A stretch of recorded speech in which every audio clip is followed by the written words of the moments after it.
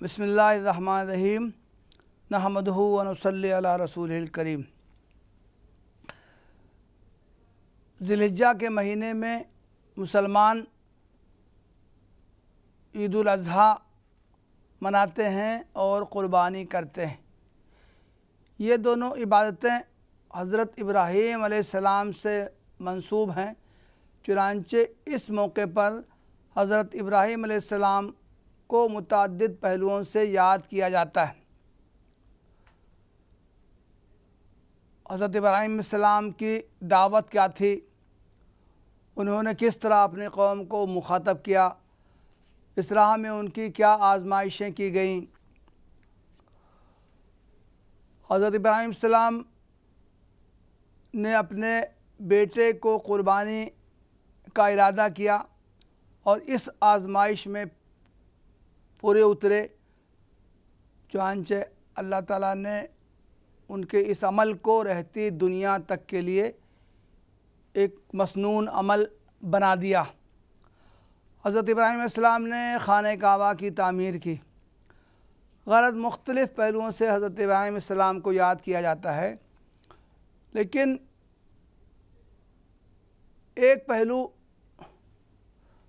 اوجھل ہو جاتا ہے، اس پر بہت کم گفتگو کی جاتی ہے کہ حضرت ابراہیم علیہ السلام کا زمانہ کیا تھا، وہ کس قوم کی طرف مبعوث کیے گئے تھے، اس قوم کا تمدن کیسا تھا، اس کی تہذیب کیسی تھی، اس کے مذہبی حالات کیا تھے، اس کی سماجی قدریں کیا تھیں۔ ان موضوعات پر عموماً کم روشنی ڈالی جاتی، حالانکہ ان پر بھی غور کرنا ضروری ہے۔ ان موضوعات پر اگر ہم غور کریں تو ہم اچھی طرح سمجھ سکتے ہیں کہ حضرت ابراہیم علیہ السلام نے کس ماحول میں، کن حالات میں، کن لوگوں کے درمیان اپنی دعوت پیش کی۔ تو آج میری گفتگو کا موضوع حضرت ابراہیم علیہ السلام کی سیرت کا یہی پہلو ہے کہ آپ کے عہد کے تمدنی، مذہبی اور سماجی حالات کیا تھے۔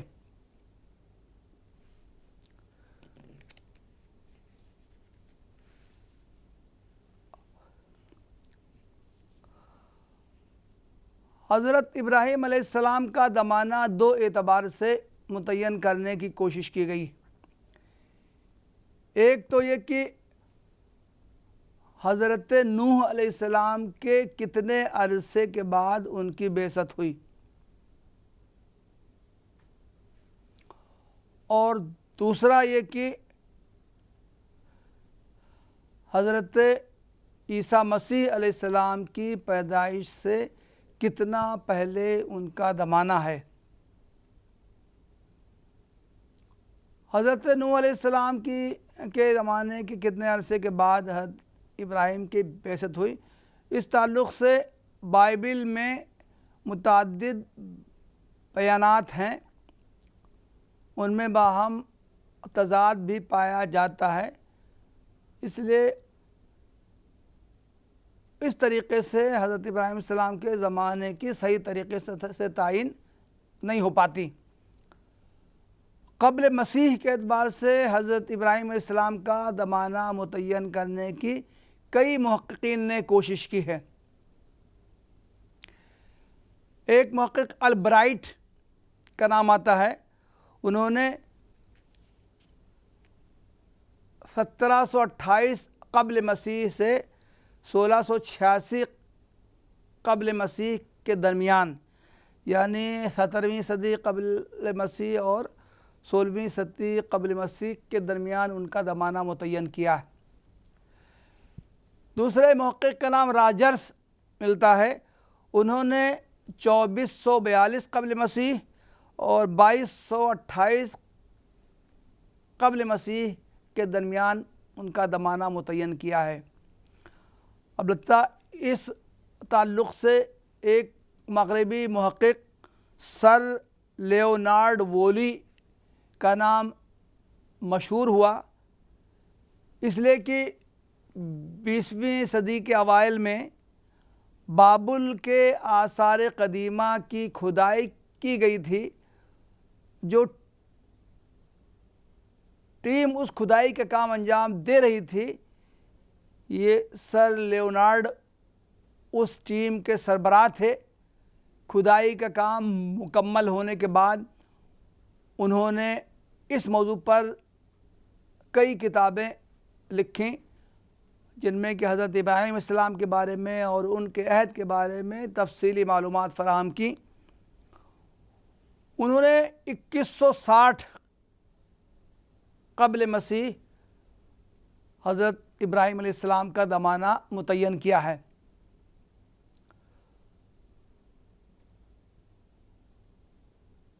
اس طرح حضرت عیسیٰ علیہ السلام کو 2000 سال سے زیادہ گزر چکے ہیں، اور حضرت ابراہیم علیہ السلام کا زمانہ بھی 2000 سال سے کچھ زیادہ پہلے کا متعین کیا گیا ہے۔ اس تعلق سے ہم کہہ سکتے ہیں کہ آج سے تقریباً 4000 سال قبل حضرت ابراہیم علیہ السلام کی بعثت ہوئی تھی۔ حضرت ابراہیم علیہ السلام کا وطن سرزمین بابل ہے۔ یہ موجودہ عراق کی سرزمین ہے، جس کا قدیم نام بابل تھا۔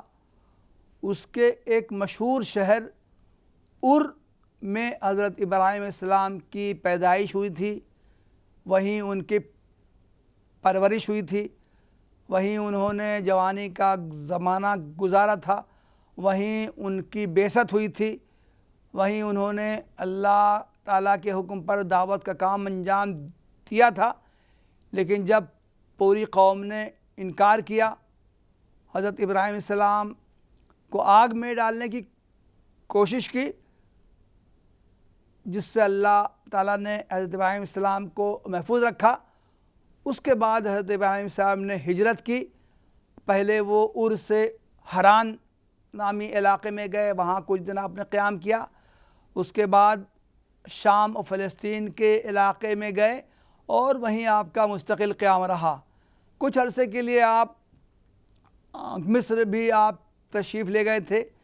اس کے علاوہ آپ نے اپنی اولاد حضرت اسماعیل علیہ السلام کو ان کی ماں حضرت ہاجرہ کے ساتھ بیاب و گیاہ وادی میں، جہاں آج کل مکہ مکرمہ ہے، اللہ تعالیٰ کے حکم پر وہاں ان کو لا بسایا تھا۔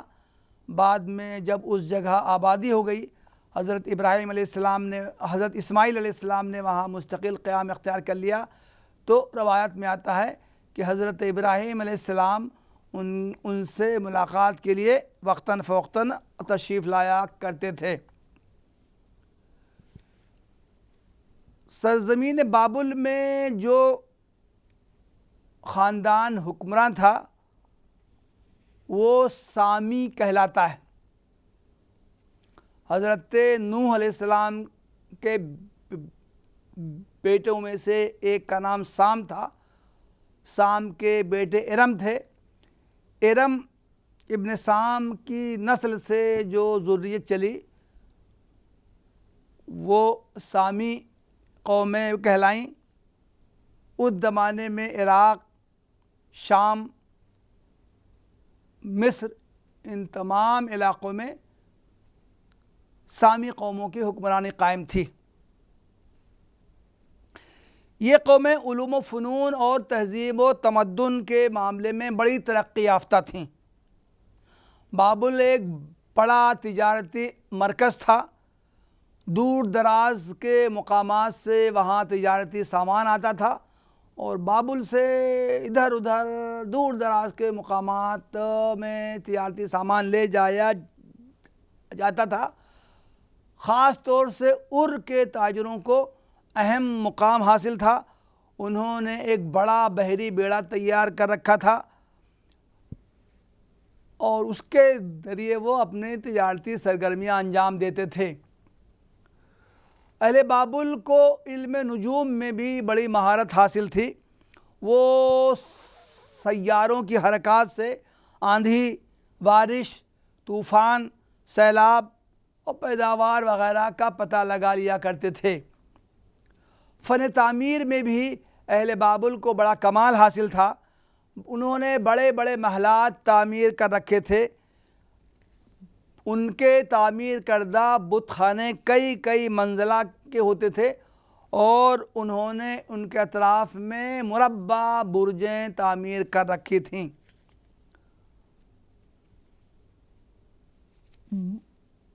مجسمے بنانے میں بھی انہیں خصوصی مہارت حاصل تھی۔ بت وہ تراشتے تھے، پتھر کے، لکڑی کے، پیتل اور سونے کے بھی وہ بڑے خوبصورت مجسمے ڈھالتے تھے۔ اسی طرح پینٹنگ اور تصویریں بنانے میں بھی ان کو مہارت حاصل تھی۔ اہل بابل بدترین قسم کے شرک میں مبتلا تھے۔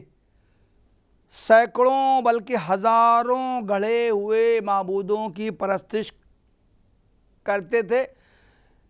اسی طرح وہ کواکب پرستی اور نجوم پرستی میں بھی مبتلا تھے۔ وہ گروہ جو ستاروں سیاروں کو پوجتا تھا وہ سابعہ کہلاتا تھا۔ سابعہ کے 2 فرقے تھے، اصحاب الحیاکل اور اصحاب الاشخاص۔ انہوں نے اللہ تعالیٰ کو اپنے معبود اعظم کو انسانی حیت میں کر کے وہ اس کی پرستش کرتے تھے۔ تو چنانچہ ان کے ایک گروہ نے ہیکل تعمیر کرتا تھا اور اس کو مختلف معبودوں سے منسوب کرتا تھا، اور ایک گروہ جو تھا وہ ایسے مجسمے بڑے بڑے بناتا تھا جن کو کہ وہ خدائی کا نمونہ اور مشخص شکل میں ان کو پیش کرتا تھا۔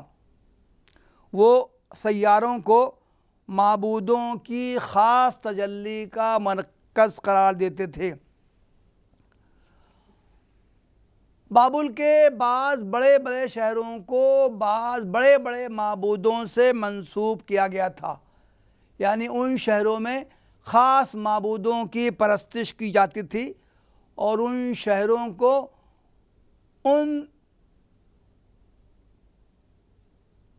ان معبودوں کو جن کی ان شہروں میں پرستش کی جاتی تھی، ان معبودوں کو ان شہروں کا مالک، محافظ اور رب تصور کیا جاتا تھا۔ اس تعلق سے چند بڑے بڑے شہروں اور وہ جن معبودوں کی طرف منسوب تھے ان کے نام تاریخ کی کتابوں میں ملتے ہیں۔ مثلاً بابل کا شہر وہ مردوک نامی معبود جسے روشنی کا دیوتا مشتری بھی کہا جاتا تھا اس سے منسوب تھا۔ اشور نامی شہر خود اشور نامی ایک بت سے منسوب تھا جسے جنگ کا دیوتا خیال کیا جاتا تھا۔ کا شہر ننار نامی معبود سے منسوب تھا۔ ننار چاند دیوتا کا خاص نام تھا۔ لارسا نامی شہر شماس یعنی سورج دیوتا کا شہر سمجھا جاتا تھا۔ کوتا ایک نرغل نامی معبود سے منسوب شہر تھا، اسے جنگ و قہر کا دیوتا سمجھا جاتا تھا۔ نینوا نامی ایک شہر، یہ ایستار یعنی زہرہ نامی دیوی جو عشق و حسن کی دیوی سمجھی جاتی تھی اس کا شہر کہلاتا تھا۔ بعد میں ہر شہر میں مختلف معبودوں کی پرستش کی جانے لگی اور ایک سے زیادہ معبود وہاں بنائے اور پوجے جانے لگے۔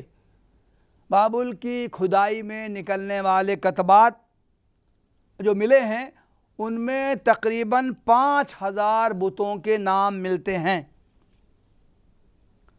اس سے ہم سمجھ سکتے ہیں کہ اہل بابل میں کس حد تک بت پرستی پھیلی ہوئی تھی اور کس طرح انہوں نے زندگی کے مختلف کاموں کے لیے، مختلف مظاہر کے لیے طرح طرح کے بت بنا رکھے تھے، اور وہ ان کے ذریعے ان چیزوں کو، وہ ان معبودوں کی طرف وہ منسوب کرتے تھے۔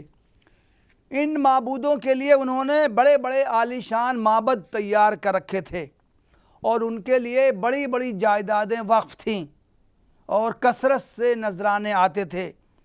ان معبودوں کے پجاری اور جو پروہت تھے، ان جائیدادوں کی آمدنی اور نذرانوں سے خوب فیض اٹھاتے تھے۔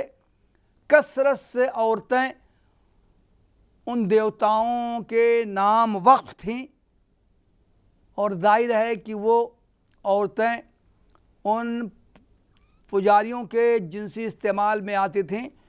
اس طرح وہ معبد قحبہ گری کے اڈے بنے ہوئے تھے۔ شرک کے نتیجے میں حضرت ابراہیم علیہ السلام کے قوم میں مختلف اخلاقی خرابیاں پیدا ہو گئی تھیں۔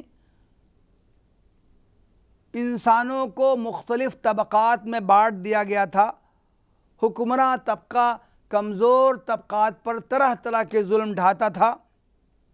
حکمرانوں کو لامحدود اختیارات حاصل تھے، ان کی مرضی کو قانون کا درجہ دیا جاتا تھا۔ سربراہردہ طبقہ ان کا دست راست بنا ہوا تھا، اور جو مذہبی طبقہ تھا، جو پروہت تھے، جو مندروں کے پجاری تھے، وہ ان حکمرانوں کا دست راست بنا ہوا تھا، اور ہر طرح کے مظالم میں ان کا وہ سپورٹ کرتا تھا۔ آبادی کو 3 طبقات میں تقسیم کیا گیا تھا۔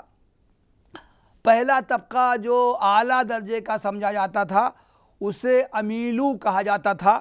اس میں پجاری، حکومت کے عہدیدار اور فوجی افسر 3 طرح کے لوگ شامل تھے۔ اس طبقے کو خصوصی اختیارات حاصل تھے۔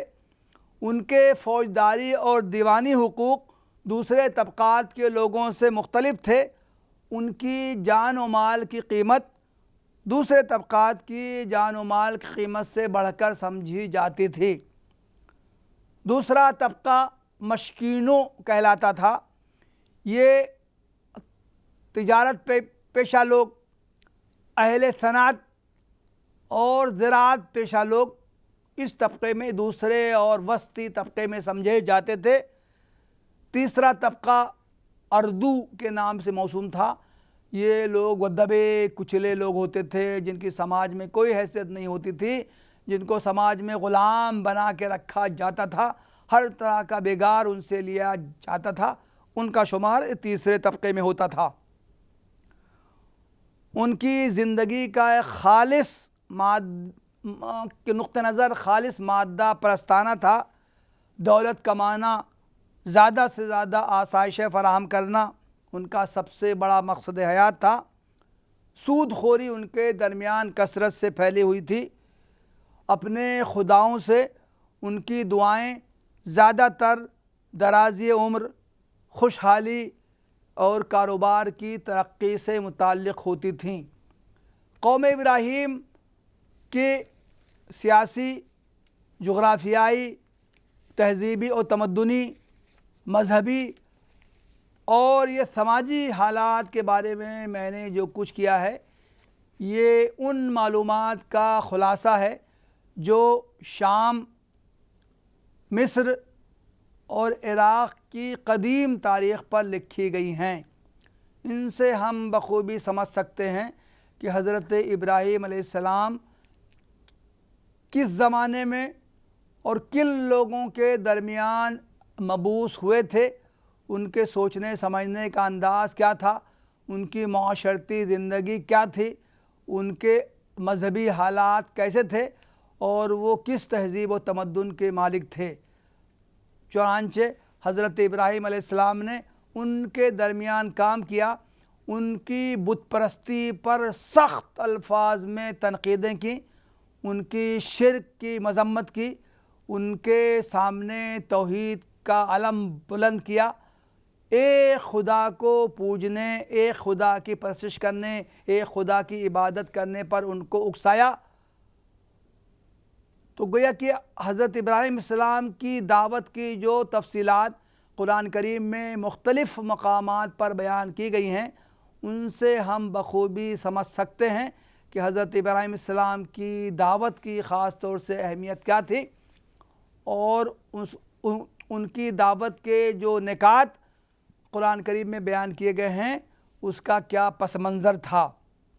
ان معلومات کی اہمیت یہ ہے کہ قرآن کریم میں قوم ابراہیم سے پہلے کی متعدد قوموں، قوم نوح، قوم عاد، قوم سمود کا تذکرہ تفصیل سے کیا گیا ہے۔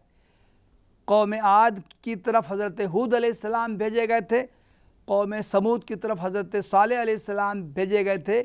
ان قوموں کے تہذیب و تمدن و معاشرت کا تذکرہ قرآن کریم میں بیان کیا گیا ہے، لیکن قوم ابراہیم علیہ السلام کے بارے میں، ان کی تہذیب و تمدن و معاشرت کے بارے میں کچھ بھی بیانات موجود نہیں ہیں۔ ان جو اس وقت معلومات پیش کی گئی ہیں ان کی روشنی میں ہم حضرت ابراہیم علیہ السلام کی دعوت کی معنویت سمجھ سکتے ہیں۔ وآخر دعوانا ان الحمدللہ رب العالمین۔